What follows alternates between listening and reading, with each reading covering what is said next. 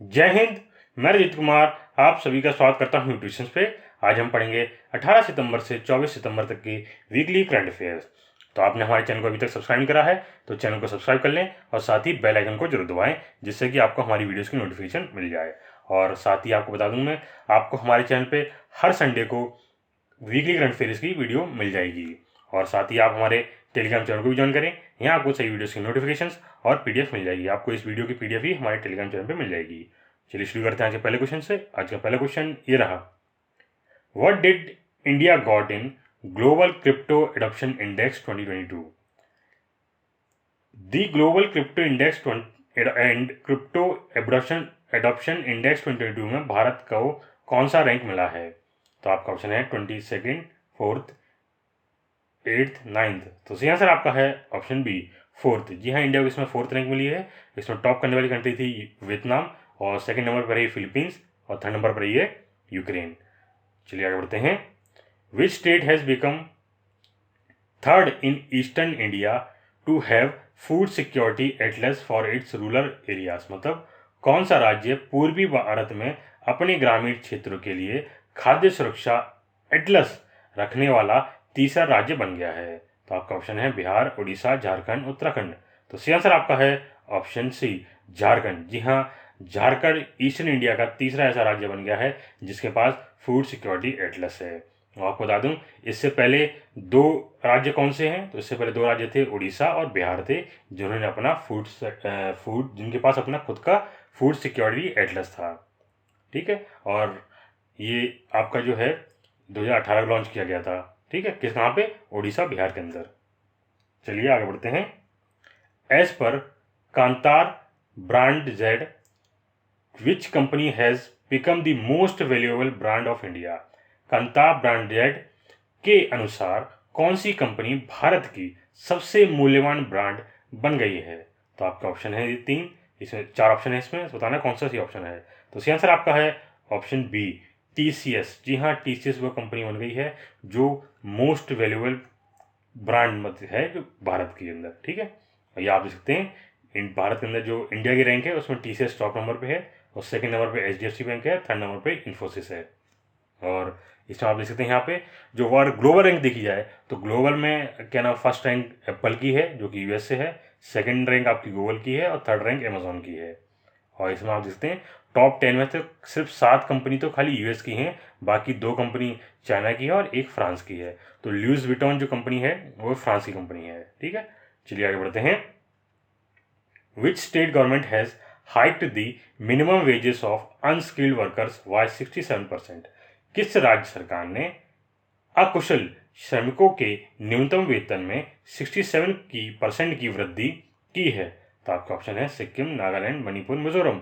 तो सही आंसर आपका है ऑप्शन ए, सिक्किम। जी हाँ, सिक्किम राज्य ने अपने यहाँ क्या नाम है मिनिमम वेजेस, मतलब आपको कितना मिनिमम रुपए मिलेगा, एक लेबर को कितना मिनिमम रुपए मिलना चाहिए, वो तय कर 67% बढ़ा दिया है।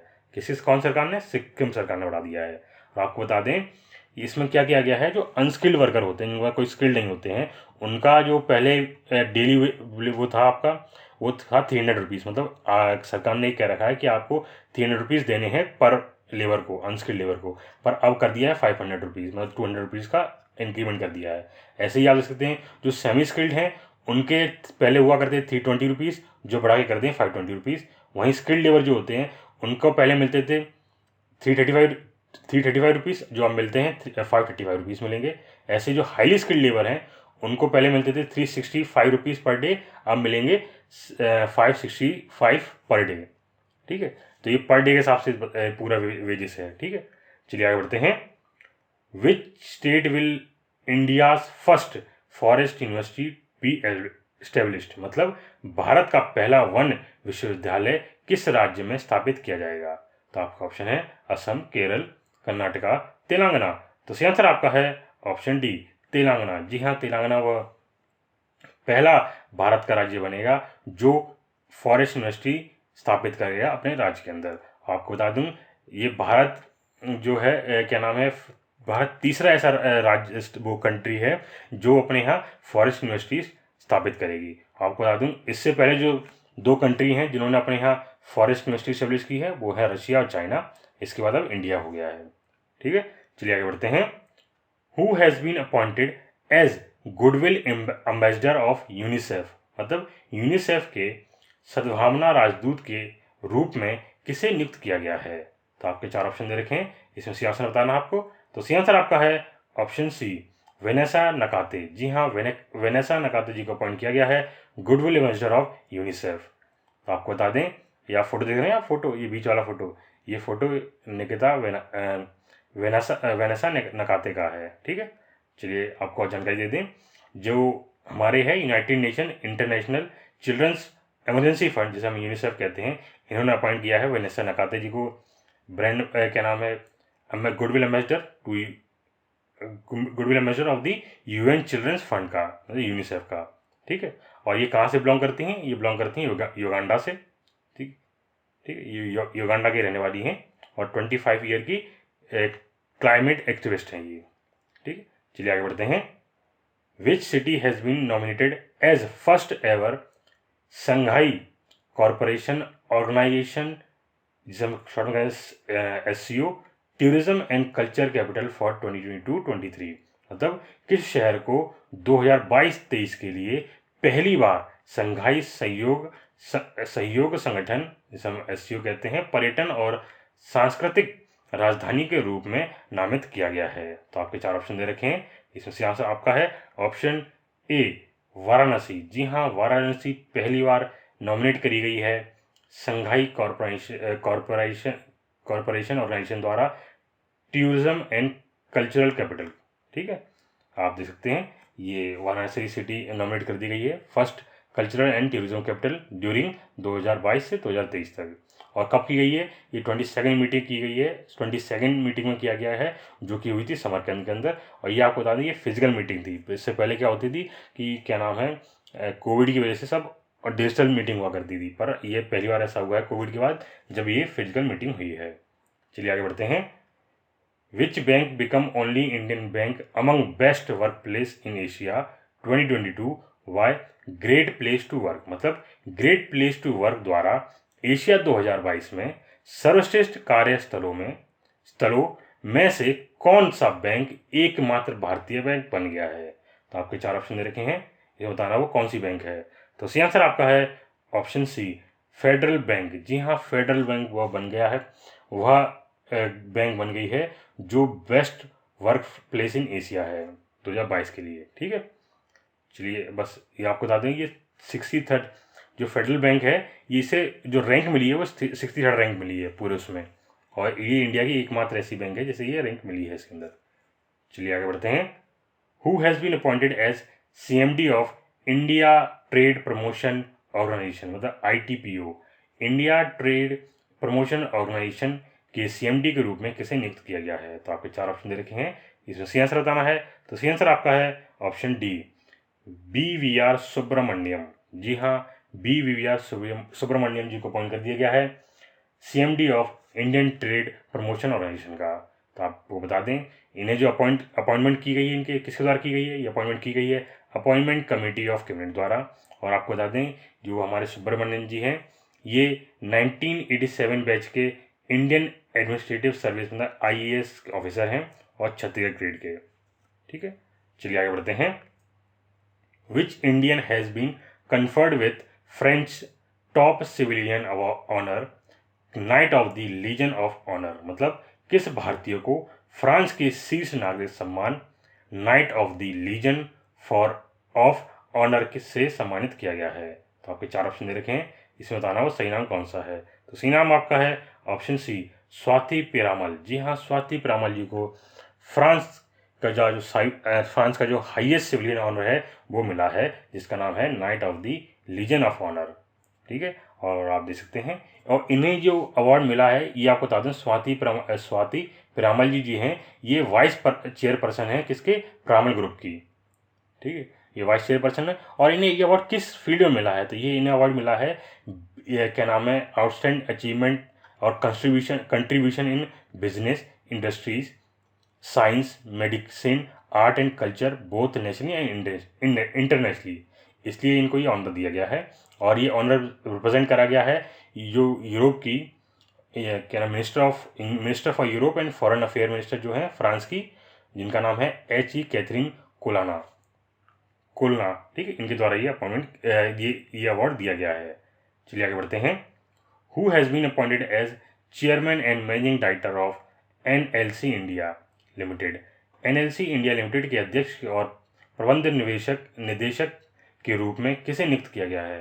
तो आपके 4 ऑप्शन दे रखे हैं, इसमें सही आंसर बताना है। तो सही आंसर आपका है ऑप्शन डी, प्रसन्ना कुमार मोटुपल्ली। जी हाँ, प्रसन्ना कुमार मोटुपल्ली जी को अपॉइंट कर दिया गया है CMD of NLC India limited का। आप देखते हैं ये, और आपको बता दूं ये किसके द्वारा अपॉइंट किए गए हैं? ये अपॉइंट किए गए हैं पब्लिक एंटरप्राइजेज सिलेक्शन बोर्ड, जिसे हम कहते हैं PESB। इनके द्वारा अपॉइंटमेंट किया गया है chairman and managing director of NLC India limited. किसको अपॉइंट किया गया है? प्रसन्ना कुमार मोटुपल्ली को। चलिए आगे बढ़ते हैं।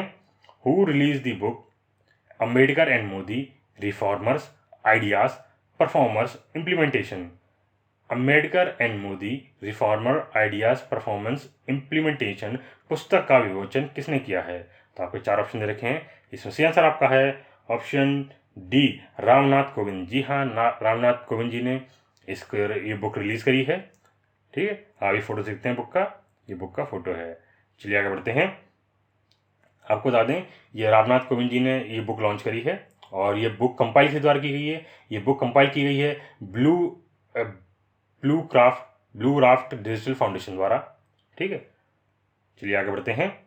Who has been elected as the new president of society of Indian automobile manufacturers. मतलब society of Indian automobile manufacturers के नए अध्यक्ष के रूप में किसे चुना गया है? तो आपके 4 ऑप्शन दे रखे हैं, इसमें बताना सही नाम कौन सा है। तो सही नाम आपका है ऑप्शन ए, विनोद अग्रवाल। जी हाँ, विनोद अग्रवाल जी को अपॉइंट किया गया है president of society of Indian automobile manufacturers, ठीक है। ये उनका फोटो है। और आपको बता दें जो विनोद अग्रवाल जी हैं ये नए प्रेसिडेंट बन गए हैं 2022-23 के लिए, और किसके? Society of Indian automobile manufacturers के, ठीक है।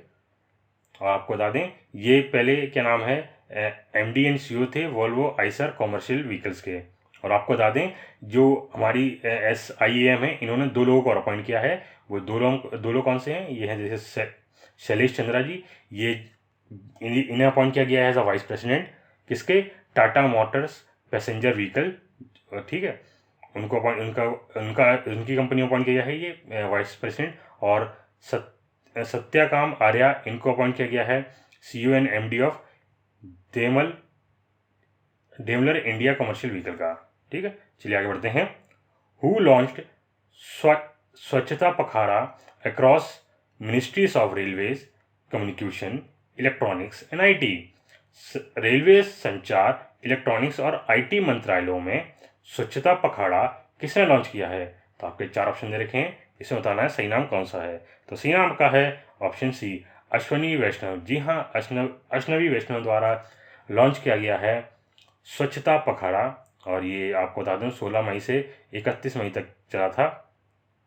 इसी में क्या नाम है, ये कौन कौन से मिनिस्ट्री के अंदर लॉन्च हुआ था? ये मिनिस्ट्री आप देख सकते हैं, नाम याद रखिएगा, railways, communication, electronics and IT में। चलिए आगे बढ़ते हैं। Who has been appointed as MD and CEO of CSB bank. CSB bank के MD और CEO के रूप में किसे नियुक्त किया गया है? तो आपके 4 ऑप्शन दे रखे हैं, इसमें सही नाम बताना आपको। तो सही नाम आपका है ऑप्शन बी, प्रलय मंडल। जी हाँ, प्रलय मंडल जी को अपॉइंट किया गया है MD and CEO of CSB bank का, ठीक है। और आपको बता दें ये अपॉइंटमेंट किसके द्वारा किया गया, अप्रूवल किसके द्वारा दिया गया है? ये अप्रूव किया गया है रिजर्व बैंक ऑफ इंडिया द्वारा, ठीक है। किसके अपॉइंटमेंट को? प्रलय मंडल जी का अपॉइंटमेंट किया गया है। और आपको बता दें जो CSB बैंक है इसे फाउंड किया गया था 26 नवंबर 1920 में, और इसका जो हेडक्वार्टर है वो है त्रिशूल, केरल के अंदर। चलिए आगे बढ़ते हैं। Kazakhstan has rename its capital from Nur Sultan to dash and extended the term of president from 5 year to 7 years. मतलब कजाकिस्तान ने अपनी राजधानी का नाम बदलकर नूर सुल्तान से डैश कर दिया है, और राष्ट्रपति के कार्यकाल को 5 साल से बढ़ा के 7 साल कर दिया है। तो आपको बताना है कि कजाकिस्तान की नई कैपिटल कौन सी है। तो सही आंसर आपका है ऑप्शन बी, अस्ताना। जी हाँ, अस्ताना कजाकिस्तान की अब नई कैपिटल हो गई है। जो कि इससे पहले थी नूर सुल्तान और उससे बदल के अब कर दिया गया है अस्थाना। ठीक है, चलिए आगे बढ़ते हैं। विच ऑर्गेनाइजेशन हैज़ बीन अवॉर्डेड राजभाषा कीर्ति पुरस्कार फॉर 2021-22, मतलब किस संगठन को 2021-22 के लिए राज्य भाषा कीर्ति पुरस्कार से सम्मानित किया गया है?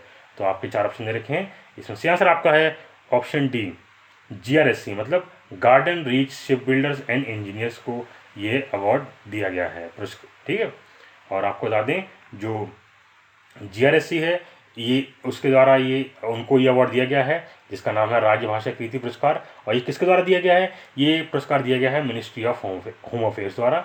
और ये किसलिए दिया गया है? ये अवार्ड दिया गया है implementation of official language under public sector undertaking region 6 के अंदर। ठीक है, चलिए आगे बढ़ते हैं। Which state UT has become first Swachh Sujal प्रदेश? कौन सा राज्य केंद्र शासित प्रदेश भारत का पहला स्वच्छ सुजल प्रदेश बन गया है? तो आपके ऑप्शन दे रखे हैं 4, इसमें सी आंसर बताना है। तो सी आंसर आपका है option D, Andaman and Nicobar. जी हाँ, अंडमान एंड निकोबार आइलैंड्स बन गए हैं स्वच्छ सुजल प्रदेश भारत के पहले।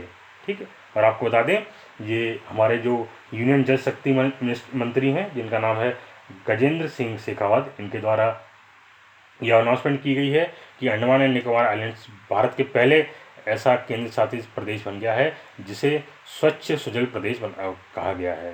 आपको बता दें क्यों दिया गया है ये, क्योंकि जो अंडमान एंड निकोबार आइलैंड्स हैं इनके हर गांव के अंदर, मतलब हर गांव के अंदर क्या नाम है, हर जल सर्टिफिकेशन मिला है इनको। ठीक है, इन्हें हर घर जल सर्टिफिकेशन मिला और साथ ही ये वेरीफाई हैं ODF प्लस के ओपन डिफिकेशन फ्री के।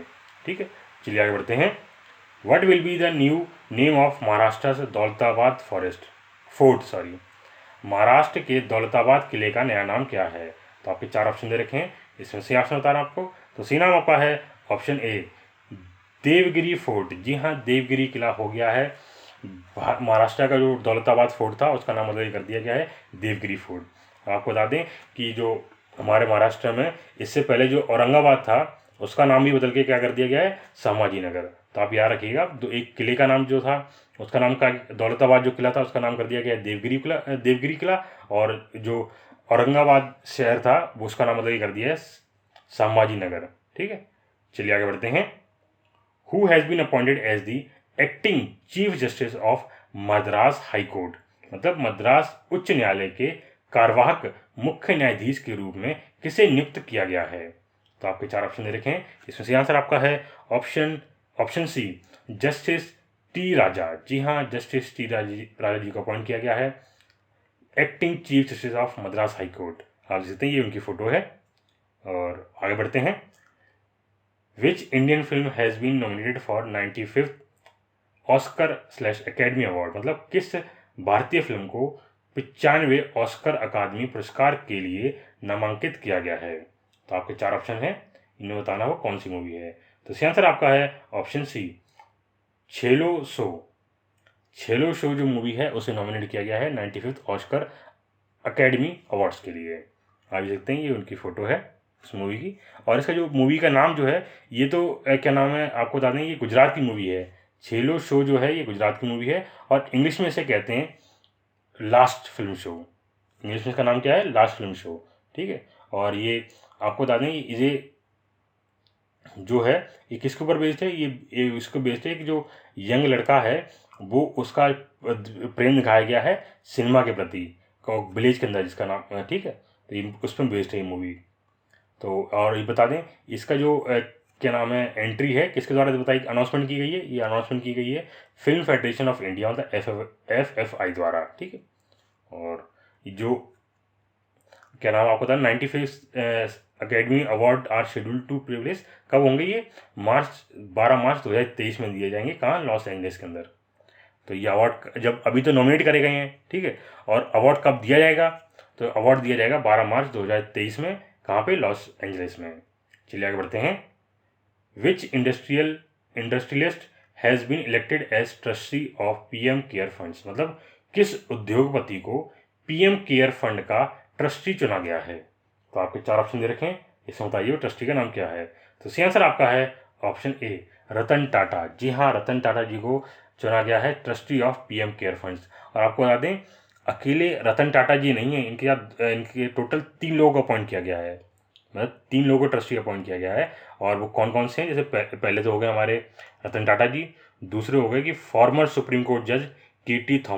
थॉमस, ये भी हैं। और तीसरे आपके हैं क्या नाम है, फॉर्मर डेप्यूटी लोकसभा स्पीकर करिया मुंडन, ठीक है, करिया मुंडा जी तीसरे हैं जिन्हें नॉमिनेट बना के ऐसे नॉमिनेटेड किया गया है trustees of PM care funds का, ठीक है।